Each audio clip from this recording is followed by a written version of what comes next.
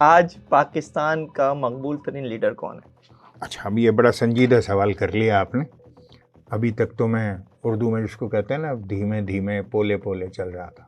Vote bank, support bank तो बहरहाल है एमक्यूएम लंदन का, इससे तो कोई दो राय नहीं है। कहा यह जाने लगा है कि 22 अगस्त से पहले एमक्यूएम जो है वो मुसलमान थी और उसका एक खुदा था। 22 अगस्त के बाद जो है वो एमक्यूएम हिंदू हो गई, अब उसके कई भगवान हैं। हकीकत है सही। पानी पर तलवार मारने से पानी कटता नहीं है, हट जाता है। जब वो तलवार हटती है पानी फिर मिल जाता है। तो समझिए कि जर पड़ी है, हो जाएगा बेहतर, ऐसी क्या परेशानी है। हैदर अब्बास रिजवी एक काम जरूर करता है, वो कभी स्वीपिंग स्टेटमेंट नहीं देता। हैदर अब्बास रिजवी से बात करने में मजा भी यही है और प्रॉब्लम भी यही है। मैंने सीखा है नहीं। फहीम, पाकिस्तान की किसी एक सियासी जमात का नाम बताओ जिसकी कारकर्दगी की बुनियाद पर उसको सीटें मिल जाए। सब फॉर्म 47 की पैदावार है। माशाल्लाह जमात इस्लामी, बल्दियात तो अब आधा शहर तो उन्हीं के पास है। कारकर्दगी आप बताइए, शानदार, मतलब चमक रहा है शहर, दमक रहा है शहर, खिल उठा है शहर, मुस्कुरा रहा है शहर, जगमगा रहा है कराची शहर। ऐसे ही कुछ पाकिस्तान के को आपको इंतज़ामी तौर पर बहुत सारे सूबे, या आप जिसको कहते हैं कि एडमिनिस्ट्रेटिव यूनिट्स बनाने होंगे, सूबे कह लें, स्टेट्स कह लें, इंतज़ामी यूनिट्स कह लें, what ever you may call it. मगर आपको पाकिस्तान का इंतज़ाम और इंसराम मजबूत बनाने के लिए सारी दुनिया की तरह, आपके पड़ोसी मुल्कों की तरह आपको नए यूनिट्स बनाने पड़ेंगे। तो मौजूदा आर्मी चीफ हैं वो भी ये बात कर चुके हैं कि मजीद सूबे तो बनने चाहिए और पूरे मुल्क में ही मजीद सूबों की तहरीकें भी हैं, तहरीकें भी हैं, हजारा सूबा भी बड़ी है। लेवल तक पूरे पाकिस्तानियों में इस बात पे कंसेंसस भी है। अब देखिए कब तक ये, लेकिन अगर हम सिंध में सूबे की बनाने की बात करते हैं तो सिंधी कट मरने की बात करता है, वो 1947 दोहराने की बात करता है। सिंधी तो इन हालात में क्या ये पॉसिबल है? नहीं, सिंध ये एक, इसको कह देना कि सिंधी कर रहा है तो शायद मैं ये ना मानूं। हाँ, कुछ लोग हैं वहाँ पर जो इस तरह की बात करते हैं, क्योंकि वो ये कहते नज़र आते हैं मुझे कि सिंध धरती हमारी माँ है। यकीनन होगी, तो फिर पाकिस्तान आपकी क्या है?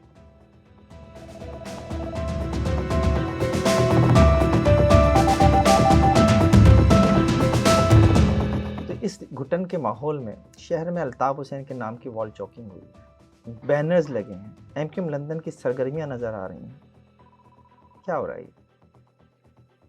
देखिए, जाहिर है कि वोट बैंक, सपोर्ट बैंक तो बहरहाल है एमक्यूएम लंदन का, इससे तो कोई दो राय नहीं है, और वो कोशिश भी कर रहे हैं। अब जो ये सब्जेक्ट है, मेरे ख्याल से ये सियासी नहीं है, ये रियासती है। तो रियासत तो माँ की तरह होती है, माफ भी कर देती है। देखते हैं। एमक्यूएम का इल्ज़ाम है कि 2018 के इलेक्शन में उससे सीटें छीनकर पीटीआई को दे दी गई, और फिर जब इस्टेब्लिशमेंट की गोद से पीटीआई उतर गई तो फॉर्म 47 के जरिए वही सीटें जो है वो एमक्यूएम को वापस मिल गई। लेकिन एमक्यूएम की जो मौजूदा सूरत हाल है और जो कारकर्दगी है, उसकी बुनियाद पर यह नहीं कहा जा सकता शायद कि वो आइंदा इंतखाबात, चाहे वो बल्दियाती हों या कौमी हों, उनमें उसको जो है वही अवामी पजीराई मिल सकेगी। तो क्या इसकी वजह से एमक्यूएम लंदन के लिए माहौल बनाया जा रहा है? फहीम, पाकिस्तान की किसी एक सियासी जमात का नाम बताओ जिसकी कारकर्दगी की बुनियाद पर उसको सीटें मिल जाए। सब फॉर्म 47 की पैदावार है। नहीं, मैं ये नहीं कह रहा, मैं कह रहा हूँ कि पीटीआई की भी डिलीवरी बता दीजिए। भाई, मैंने तो देखा ना कराची शहर में कि सदर भी इसी शहर से, वज़ीर आज़म भी इसी शहर से, गवर्नर भी इसी शहर से, वफाकी वज़रा भी इसी शहर से, मगर क्या डिलीवरी हुई कराची में? मतलब सभी कुछ, सारा मैंडेट तो लेकर उनकी झोली में डाल दिया गया था। तो ये बातें जो है ना, ये दूसरों पर भी अगर हम अप्लाई कर लें, कारकर्दगी माशाल्लाह हमारी दोस्त सियासी जमात है, पीपल्स पार्टी या नून या एएनपी या जेयूआई, व्हाटएवर, किसी का भी नाम ले लें आप, पाकिस्तान माशाल्लाह जमात इस्लामी, बल्दियात तो अब आधा शहर तो उन्हीं के पास है। कारकर्दगी आप बताइए, शानदार, मतलब चमक रहा है शहर, दमक रहा है शहर, खिल उठा है शहर, मुस्कुरा रहा है शहर, जगमगा रहा है कराची शहर, ऐसे ही है कुछ। हक दो कराची का नारा जो है वो भी कहीं दब गया है। हाँ, अब ये देखिए काफ को अच्छी तरह जो है उसका मखरज अदा किया कीजिए। माजरत चाहता हूँ, आप ये बता दीजिए मुझे कि आपके ख्याल में आज पाकिस्तान का मकबूल तरीन लीडर कौन है? देखिए मेरे ख्याल से तो इस वक्त अगर सेगमेंटाइज कर लें आप, नहीं करें सेगमेंटाइज, तो फिर आपको कैसे तय करेंगे आप? मैंने तो आपसे सिंपल सादा सा सवाल किया, पाकिस्तान का आज की तारीख में मकबूल तरीन लीडर कौन है? भाई मकबूल होने की कोई इकाइयां तो तय करेंगे ना आप। चलें आप कीजिए। मैं यही कह रहा हूं कि आपको सेगमेंटाइज करना पड़ेगा। क्या आप सूबा दर सूबा चलेंगे या शहर दर शहर चलेंगे? तो ये बात करनी इतनी आसान रह नहीं जाएगी। खैबर पख्तूनख्वा में सूरत हाल लोग ये समझते हैं कि बिला शिरकत गैर पीटीआई है, जबकि मैं भी छोटा सा सियासी कारकुन हूँ, मेरी भी 2-4 बरस इस दश की सयाही में गुजरे हैं। क्या कहने 2-4 बरसों की बात। जेयूआई एक बड़ा पोर्शन है, शेरपाव ग्रुप एक बड़ा पोर्शन है, एएनपी ठीक है नहीं सीटें जीत पा रहे हैं इस वक्त, मकबूलियत नहीं है, मगर वो एग्जिस्ट करते हैं वहाँ पर।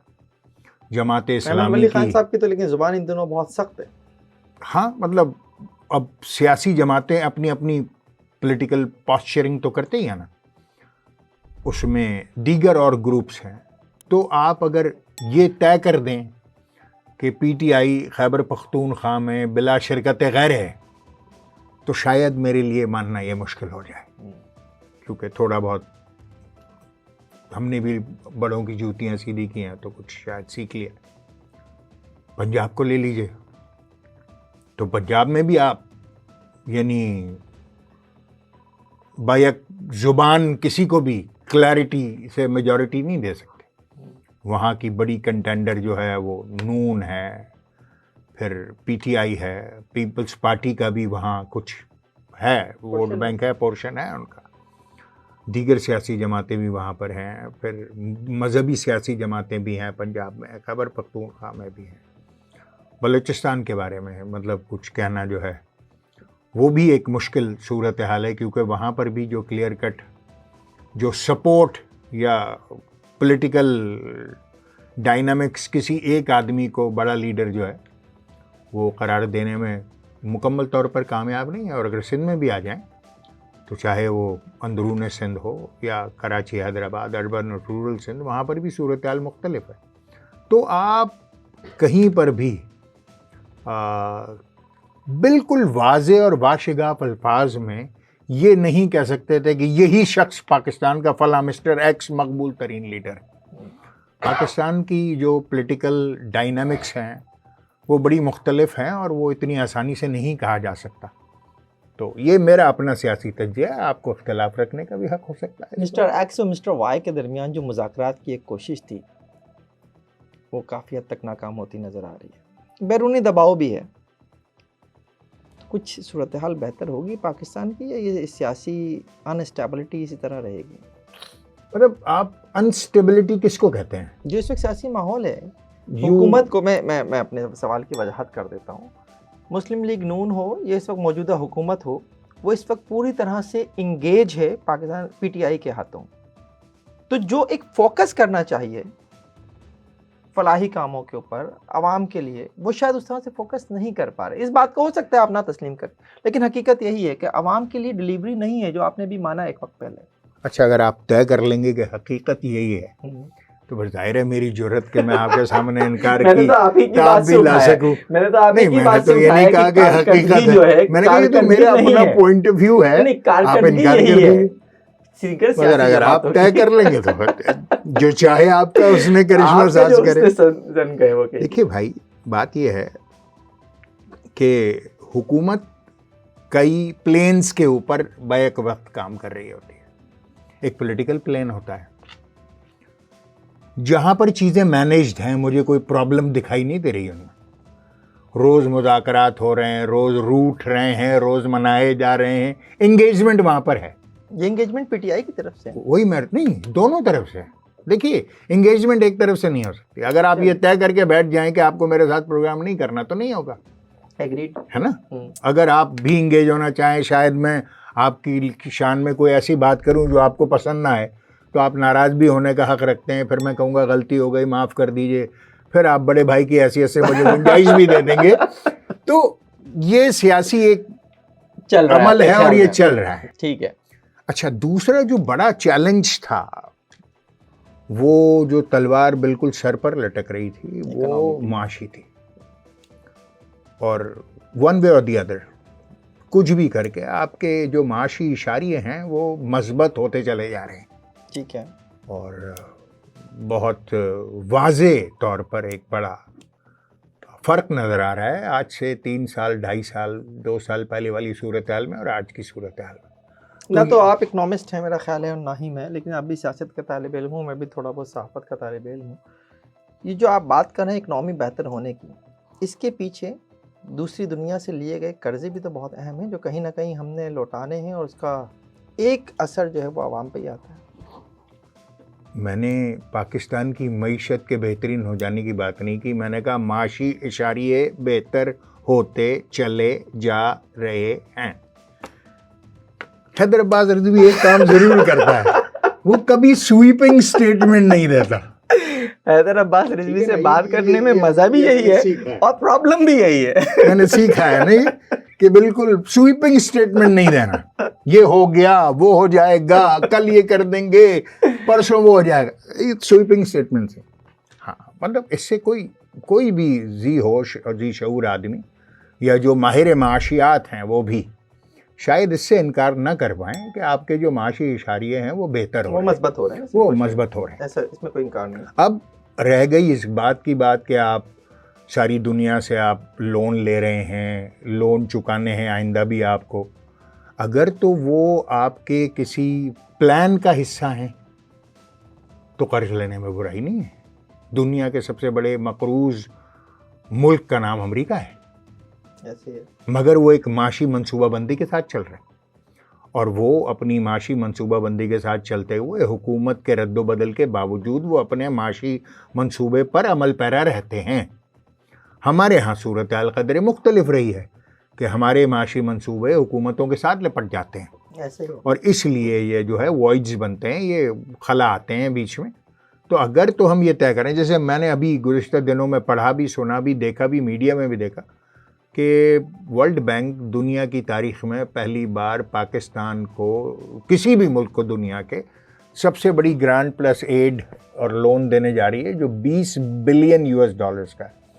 मगर उसमें उनका ज़ाहिर मुतालबा यही है कि आइंदा आने वाले 10 वर्षों में एक मनसूबाबंदी के तहत इस रकम को खर्च किया जाए ताकि पाकिस्तान की माशी तरक्की को बेहतर बनाया जाए, और हुकूमती रद्दोबदल चाहे वो कितने ही बरस में क्यों ना हो, वो उस माशी मंसूबे के लिए कोई भी नुकसान या ज़रर रसा नहीं होना चाहिए, बल्कि वो पाकिस्तान को उस माशी मंसूबे पर अमल पैरा रहना चाहिए। तो माशी मैदान में कम से कम सूरत हाल बेहतर होने की नवीद तो आने लगी है। अब दीगर बाकी, अब खारजा के जो महाज हैं वो बहरहाल अपनी जगह चैलेंज हैं। आप के जो बॉर्डर्स हैं, अफ़गानिस्तान के साथ आपका इतना बड़ा बॉर्डर है, इंडिया के साथ इतना बड़ा बॉर्डर है आपका, ईरान की जो सूरत हाल रही है गुज़िश्ता सालों में, जाहिर है कि वो पॉलिटिकली बहुत हैवीली इंगेज रहा है। जो सूरत हाल लीबिया इस्राइल के साथ है, जो इज़राइल के साथ जो एक वो है, फिर उसके साथ वो दीगर और भी शाम और लेबनान और यमन और ये दीगर, ये सारे जो ये आपके पड़ोसी ममालिक हैं, इनके इम्पैक्ट्स क्रिएट होते हैं आपके ऊपर। तो जाहिर है कि हमारी खारजा पॉलिसी जो है इस लेवल पर बहुत सोच समझ कर और फूंक फूंक कर फैसले कर रही है, और बड़ा जो है वो मिनट टू मिनट चीज़ें चेंज होती हैं इस सूरत हाल में, तो अकॉर्डिंगली डील करना पड़ता है। तो मैं ये नहीं कह रहा हूँ कि हुकूमत बहुत शानदार काम कर रही है और इससे अच्छी हुकूमत कभी आई नहीं, मैं ऐसा नहीं कह रहा हूँ।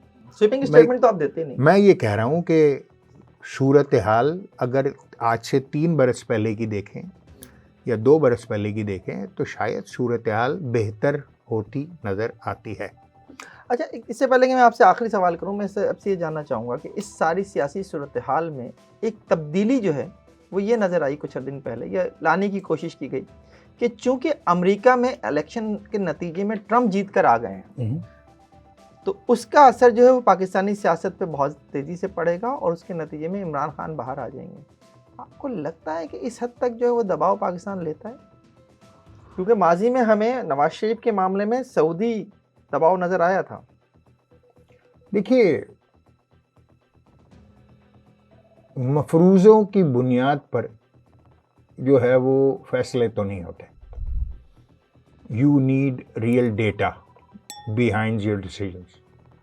कुछ लोग हैं जो खुशगुमान हैं और वो चाहते हैं, क्योंकि इसलिए समझते भी हैं कि शायद ऐसा कुछ हो जाए, मगर ये चीज़ें इतनी आसानी से होती नहीं हैं।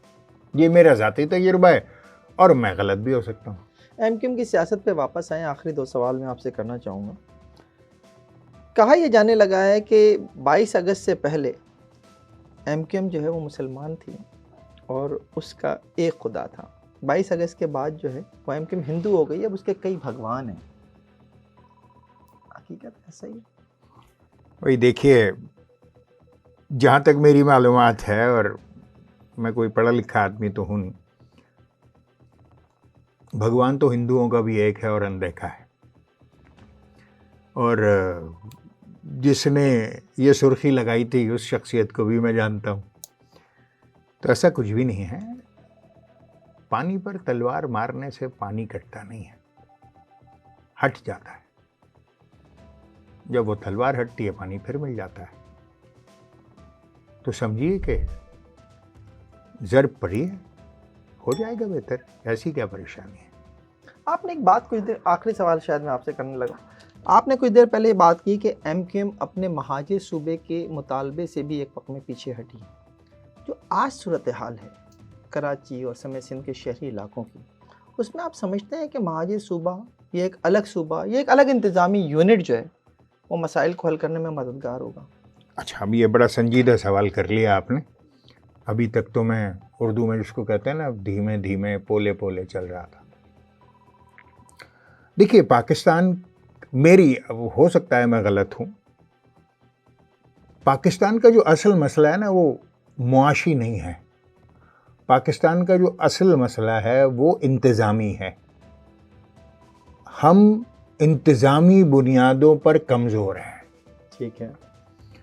और जो हमें तरक्की करने के लिए अपनी इंतज़ामी कमज़ोरियों पर जो है वो शफ़क़त ले जानी है और अपने आप को मज़बूत इंतज़ामी मुल्क बनाना है पाकिस्तान को। और जो सारी दुनिया में tried, tested and adopted models हैं, हमें कोई व्हील इन्वेंट करने की, कोई पहिया दोबारा नहीं बनाना है। हमें दुनिया को देखना है कि दुनिया क्या करती है अपने इंतज़ाम और इंसराम को बेहतर बनाने के लिए और अपने कंट्रोल को बेहतर बनाने के लिए। वो अपने यूनिट्स को छोटा करते हैं। यूनिट्स को छोटा करने से खुदा न खास्ता कोई पाकिस्तान की इंटीग्रिटी पे सवाल नहीं बनता। पाकिस्तान जब बना था तो 13 सूबे और रियासतें थीं। फिर एक वक्त आया कि वो घट के 2 रह गए, मशरक़ी पाकिस्तान और मगरबी पाकिस्तान। फिर एक वक्त आया कि LFO से, एक आमिर के कलम से ये 4 सूबे बना दिए गए और फाटा और फाना के अलग मसाइल रहे और कश्मीर और GB एक अलग वो रहा सिलसिला। तो इस पर एक कौमी मशावरत होनी चाहिए हर लेवल के ऊपर। और अगर हमें पाकिस्तान को मुस्तहकम और मजबूत मुल्क बनाना है तो मेरा ये ख्याल है, दीज आर माई 2 सेंट्स, कि ये वो बुढ़िया के 2 दिरहम हैं जो रिसालत में आपके हाथ में थे, कि पाकिस्तान के को आपको इंतज़ामी तौर पर बहुत सारे सूबे या आप जिसको कहते हैं कि एडमिनिस्ट्रेटिव यूनिट्स बनाने होंगे, सूबे कह लें, स्टेट्स कह लें, इंतज़ामी यूनिट्स कह लें, what ever you may call it, मगर आपको पाकिस्तान का इंतज़ाम और इंसराम मजबूत बनाने के लिए सारी दुनिया की तरह, आपके पड़ोसी मुल्कों की तरह आपको नए यूनिट्स बनाने पड़ेंगे। जितनी जल्दी कर लेंगे उतना जल्दी अच्छा मजबूती आ जाएगी, पाकिस्तान ताकतवर और तवाना होगा। डिले करेंगे चीज़ें मुश्किल की तो तरफ मौजूदा आर्मी चीफ हैं वो भी ये बात कर चुके हैं कि मजीद सूबे तो बनने चाहिए और पूरे मुल्क में ही मजीद सूबों की तहरीकें भी हैं, तहरीकें भी हैं, हजारा सूबा भी बड़ी है। लेवल तक पूरे पाकिस्तानियों में इस बात पे कंसेंसस भी है। अब देखिए कब तक ये लेकिन अगर हम सिंध में सूबे की बनाने की बात करते हैं तो सिंधी कट मरने की बात करता है, वो 1947 दोहराने की बात करता है। सिंधी तो इन हालात में क्या ये पॉसिबल है? नहीं, सिंध ये एक इसको कह देना कि सिंधी कर रहा है तो शायद मैं ये ना मानूं। हाँ, कुछ लोग हैं वहाँ पर जो इस तरह की बात करते हैं और अगर उनको पॉलिटिकल डायलॉग में इंगेज किया जाए, उनसे बात की जाए तो शायद सूरत हाल मुख्तलिफ हो सके, क्योंकि वो ये कहते नज़र आते हैं मुझे कि सिंध धरती हमारी माँ है। यकीनन होगी, तो फिर पाकिस्तान आपकी क्या है? मेरा काउंटर क्वेश्चन ये होता है कि अगर सिंध धरती आपकी माँ है तो पाकिस्तान क्या है? मैं तो कहता हूँ पाकिस्तान मेरा मादर वतन है, मेरा मुल्क है, ऐसे ही हम तो मेरी जन्नत है। हम हमारा ईमान है, हमारे 20 लाख बुजुर्ग इस एक बात पर मर मिटे हैं। ऐसे ही है। तो हमारा तो मानना यह है कि पूरा पाकिस्तान हमारी माँ है। अब मैं अगर कल को ये कह दूं कि गुलशन इकबाल मेरी माँ है क्योंकि मैं गुलशन इकबाल में रहता हूँ, या कल कोई ये कह दे कि लियाकत आबाद उसकी माँ है, तो ये बात मेरे ख्याल से मैं कम अक्ल आदमी हूँ मगर मेरी समझ में नहीं आती। लेकिन हालिया दिनों में जो सिंध में कुछ ऐसी वीडियोस भी सामने आई कि जिनमें एक रैली में जो है वो बड़े नारे लगे हैं, शायद आपकी नज़र से भी गुजरे हो, जिसमें इसी बात को लेकर जो है वो बड़े ही पाकिस्तान मुखालिफ नारे लगे हैं। तो इन हालात में मैं इसीलिए आपसे सवाल करना चाहा था कि इन हालात में थोड़ा सा ये मुश्किल हो जाएगा इंतज़ामी यूनियन बनाना। मैं फिर देखें मोहतात रहते हुए आपकी तरह कोई स्वीपिंग स्टेटमेंट देने से किसके लिए मुश्किल हो जाएगा? सिंध तकसीम की बात नहीं कर रहा, किसके लिए मुश्किल जिन्होंने बनाना है। मेरे ख्याल से तो जो फैसला होना होता है वो हो के रहता है, कोई ऐसी बड़ी बात नहीं है। जब तय हो जाएगा हो जाएगा। हम ये चाहते हैं कि थोड़ा जल्दी हो जाए ताकि पाकिस्तान और ताकतवर और तवाना, माशी तौर पर मजबूत, इंतज़ामी तौर पर मजबूत एक रियासत बनकर सारी दुनिया के सामने उभरे। क्या आपको लगता है कि शायद पाकिस्तान पीपल्स पार्टी ने भी ये नविश्ता दीवार पढ़ लिया है और वो जो कुछ कर रही है इस वक्त पाकिस्तान सिंध के सरकारी महकमों में और जो कुछ सिंध के तालीमी इदारों में, वो उसी की वजह से कर रही है कि सिंध की अगर किसी वक्त इंतज़ामी यूनिट के तौर पर तकसीम भी होती है उन्हें उनका हिस्सा प्रॉपर मिले? देखिए, माशाल्लाह से मेरा ख्याल ये है कि सिंध के जो वसाइल हैं वो बेपनाह हैं। कुदरती, मादनी, ज़रई दौलत से मालामाल। ज़रई दौलत तो ना कहा करें, मुझे बात पे सियासतदानों की हमेशा से एतराज़ रहा है कि अगर हम ज़रई मुल्क हैं भी तो फिर टैक्स क्यों नहीं लगता? देखिए, टैक्स एक अलग बात है, दौलत तो है लेकिन अगर वो दौलत चंद जेबों में ही जा रही है। वो एक उसके बाद की बात है, ठीक है ना। आप अपने जो इंतज़ामी मामलात है उसको बेहतर कर लें तो टैक्स भी आ जाएगा, मगर बहरहाल ज़रई दौलत से तो मारा माल है सिंध का खित्ता, और जो मादनी दौलत है वो भी बेपनाह है, पानी भी वाफर है, तो ऐसा कोई मसला है नहीं मेरे ख्याल से। बहुत शुक्रिया हैदर रिजवी साहब आपका। शायद कुछ तशनगी कम हुई हो, मिटाने में तो शायद हम आज भी नाकाम रहे हैं। ये प्रोग्राम आपको कैसा लगा कमेंट सेक्शन में कमेंट करके ज़रूर बताइएगा। देखते रहिए FIR।